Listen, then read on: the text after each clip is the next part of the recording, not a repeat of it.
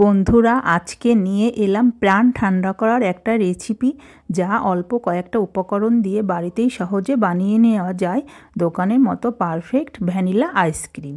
প্রথমে half litre দুধ জাল দিয়ে ঘন করে নিয়েছি। এর মধ্যে পরিমাণ মতো চিনি এবং 2 টেবিল চামচ গুঁড়া দুধ দিয়েছি। তারপর দুধটা ঠান্ডা হলে 5-6 ঘন্টার জন্য ডিপ ফ্রিজে রেখেছি, যাতে অল্প বরফ হয়, শক্ত না হয়। আর 2 টেবিল চামচ চিনি ব্লেন্ডার করে নিয়েছি, ভ্যানিলা এসেন্স আর 1 কাপ হুইপ ক্রিম। হুইপ ক্রিমটা ফ্রিজ থেকে আগে বের করে রাখতে হবে। এবার যে দুধটা ফ্রিজে রেখেছিলাম ওটাকে বিটার মেশিন দিয়ে বিট করে নিয়েছি, আবার ফ্রিজে রেখে দিয়েছি যাতে ক্রিমি ভাবটা নষ্ট না হয়। তারপর 1 কাপ হুইপ ক্রিম নিয়ে বিট করতে হবে।